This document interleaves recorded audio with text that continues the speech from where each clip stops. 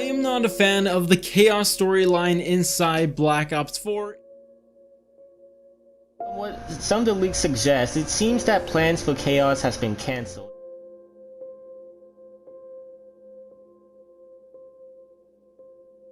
Chaos, and by extension Black Ops 4 as a whole, is a tragic tale of wasted potential and being cut far too short.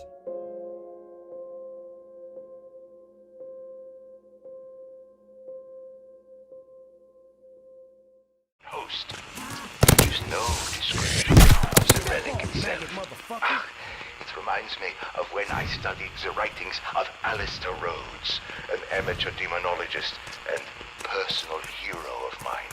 Rhodes wrote about different objects of power that he called sentinel artifacts, but I was never able to find out exactly what they were.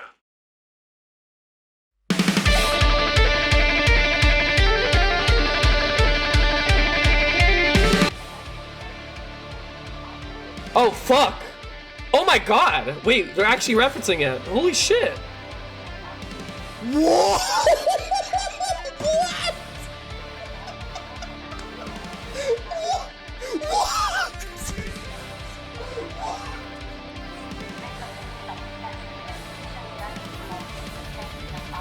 What? Yo! Oh my god, they are actually doing it.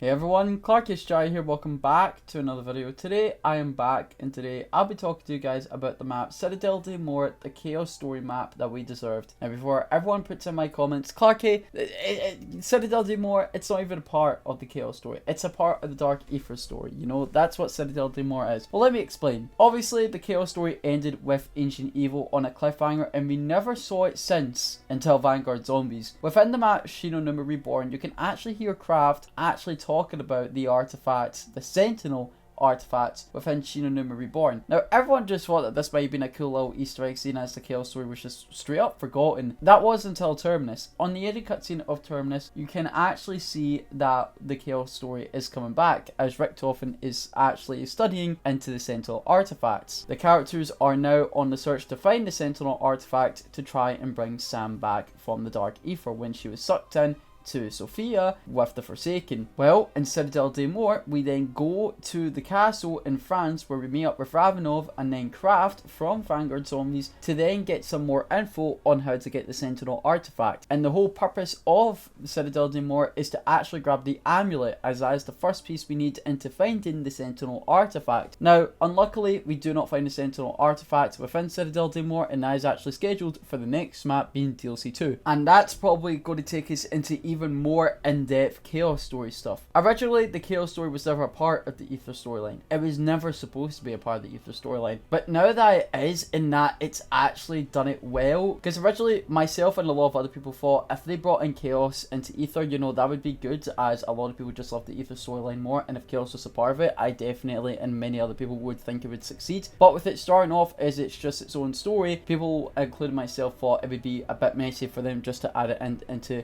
the Aether story of all things, the Dark Aether story. But they actually done it well by giving us a little hint and a tease to it within Vanguard Zombies, and then implementing it in such a cool and hype way within the ending cutscene of Terminus, and then following that being Citadelle Des Morts. And honestly, without Citadelle Des Morts is the map layout, the gameplay, the wonder weapons, the Easter egg, you cannot tell me this map does not feel like a Chaos Story map. It 100% does, especially when it comes to the swords, the artifacts that you find around the map. Just all in all, it screams Chaos, especially the music that you hear when you first talk to Kraft. You are here to What? The music! The chaos music is playing! in this castle. What? The map is just that good, and honestly, whether or not we see our Chaos Story crew again, we will never know. But if we don't, I mean, hey, I'm glad to see that the Chaos Story is actually tying in with the Aether story now, and they actually implemented it really, really well.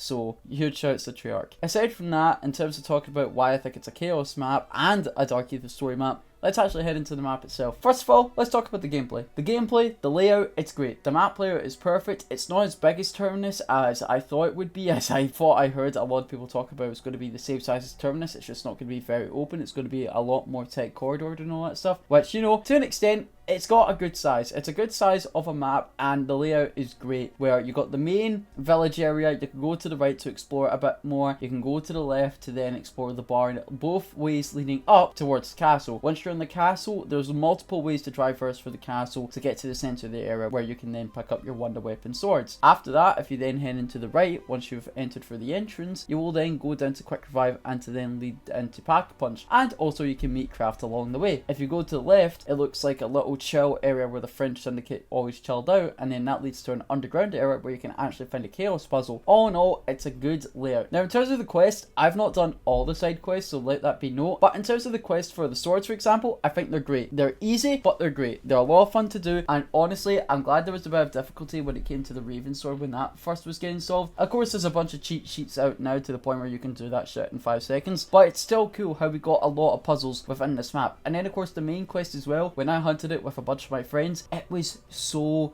good. Honestly, I'm loving it. Sure, after doing it both solo and many times with all of my friends, it is actually really easy. But aside from that, I think the quest is awesome. The boss fight is one of the best and hardest boss fights ever within zombies. Not Mephistopheles level, but definitely hard. And a boss fight arena cool that absolutely gets you on your toes with every time you complete a phase of the boss fight. Lava starts to slowly sink in and make the boss fight arena smaller, because that lava can kill you. It really can. On top of that, the boss is just coming out with new attacks every single phase, so you got to be prepared for that boss fight. But the one thing I will say in regards to the boss fight is just that it wasn't really a surprise. Before I saw the boss fight and before people were talking about it was going to be the statue, I was a bit disappointed, but you know, now we've seen how the boss works, how difficult it is, and of course it being in a new boss fight arena, I was very happy. The only thing I'd say I'm disappointed about was that the fact that, one, it was shown in the intro cutscene, it was shown in the gameplay trailer. I just wish, you know, keep the boss the same, just make it hidden, make like a secret entrapment within the fountain in the middle of spawn where the statue is. Then you place the final piece, it rises up, and then you see what you're going up against. I definitely think that would have been a better reveal to the boss in my opinion, but all in all, still one of the best boss fights in zombies, and definitely really difficult and fun to do. Now in terms of the swords, all the swords are good and equal in their own right, but I do think they definitely need a buff. It actually gives melee Macchiato a bit more purpose to use. They're not the best elemental wonder weapons, but one of the most coolest looking wonder weapons we have had in ages, and on top of that, they are really fun to use. I just think they need to be a lot more stronger, to the point where it will last like round 50 or something. At least this wonder weapon has a better chance to it, where it's not going to be super OP,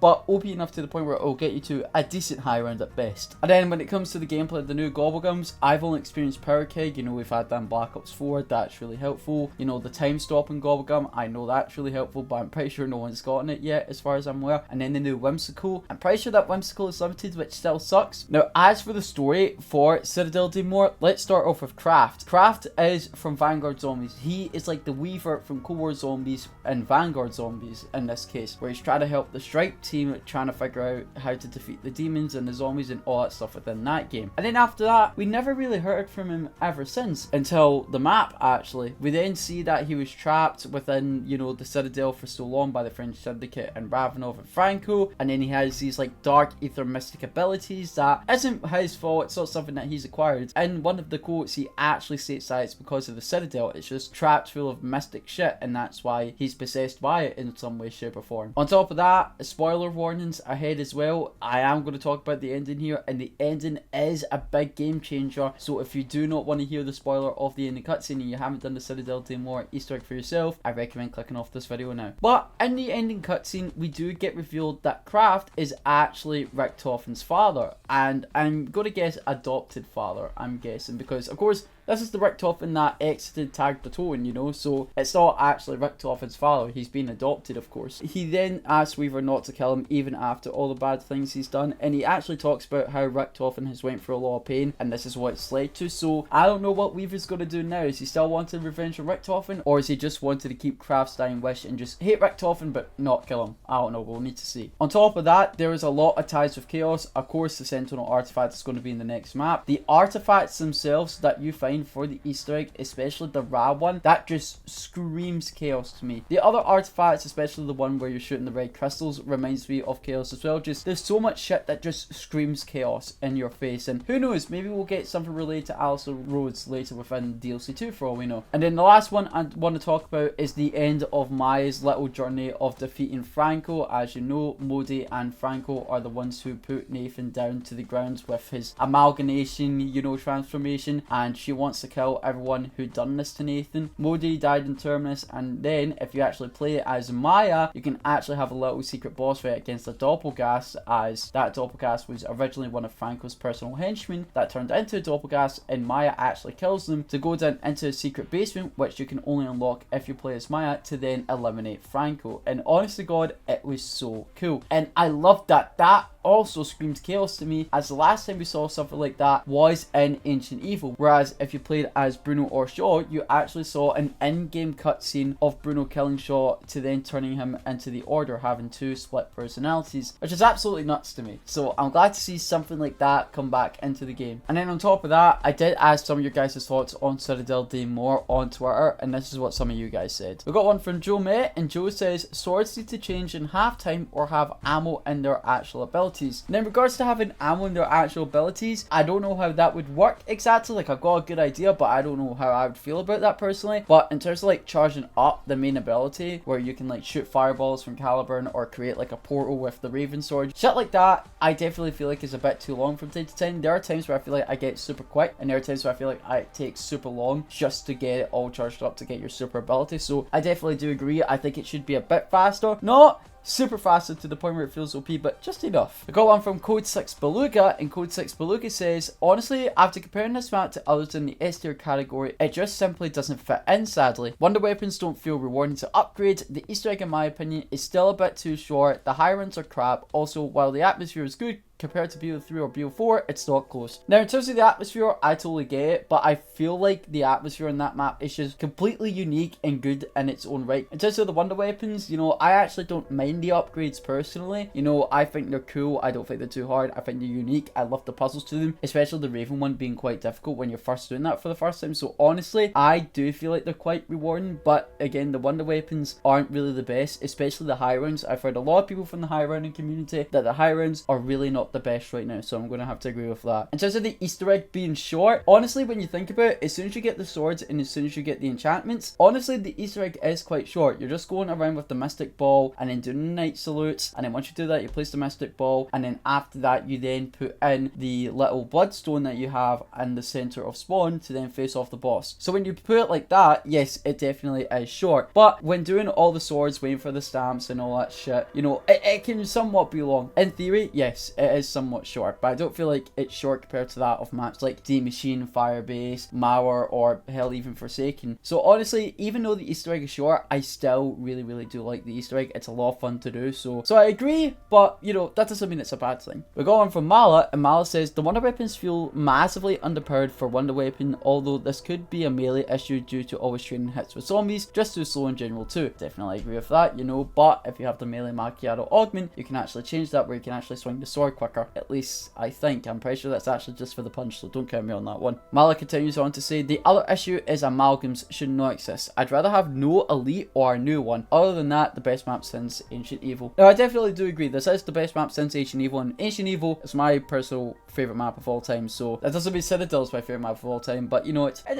in the top 10, maybe just top 15, but if anything, I'd say it's top 10 as of right now. But you know, I definitely do agree. The amalgams should not be on the map, but we gotta say though, W for no manglers, that was something that I was very shocked and surprised about. Manglers, I've just gotten used to at this point, especially with them having more purpose with the mutant injection. I was, you know, going to be alright, I guess. You know, they have a bit more purpose because of the mutant injection in the mangler cannon, so honestly, I kind of expect them to be in Citadelle Des Morts, and honestly, as much as it would suck, I would just live with it, because, you know, honestly, I it makes sense for them to be in them, for the Mangler cannon drop to happen and more increased chances of a mutant injection. But when they didn't add them in, I was so happy. The Doppelgast is actually alright in my opinion. I think he's okay. He's not super weak. He's not super annoying to deal with. So honestly, I feel like the Doppelgast is okay. But the amalgams, they just weren't needed. They're not the worst thing in the world, but it's one of those things where it's like, why? Why? And in terms of the wonder weapons, I definitely do agree. They do need to be buffed a bit more, so I'll agree with you on that one. We got one from Chronic Undead, and Chronic Undead says, the side Easter eggs feel pointless. The sword upgrades are too easy compared to the Rise of Drak, but the map player is great. Swords are amazing for everything but the boss fight and brings value to new perks, Melee Maggiaro and Vulture's, and there's no manglers. Can I just say, that's something else I forgot to add. W to Vulture's. I'm not a fan of the perk logo, but the actual perk design and how it works. W. I'm just glad they brought back Vulture's, man. Like, get that death perception shit out of here. Vulture's, W. S tier. Glad it's back, you know, and of course no manglers, W as well. The side Easter eggs I did here are a bit pointless, which, you know, is really disappointing when you compare them to Liberty Falls' great side Easter eggs and Terminus's, so quite disappointing on there. The only real helpful side Easter egg, well there's only two really, but one of them's not helpful, it's just cool to do, is one, the music Easter egg, and the other if you do the free PhD floor per perk Easter egg, which, you know, there's no PhD floor per perk machine within this map. Either you wait till we're in 25 or you do that Easter egg, so that's something there. So honestly, I'm gonna have to agree with the side Easter eggs on that one. In terms of the swords being easy to upgrade, I don't really see that as a bad thing, honestly. Like, their Eisendrachs, if anything, I feel like are super easy too, whether you use Gobblegums or not. So honestly, I don't really see the problem in them being too easy. I think that's okay. The only thing I would say that makes the Eisendrachs better, it's just that the fact that the quests were longer, in my opinion. Like, the quests within Citadelle Des Morts for the swords are much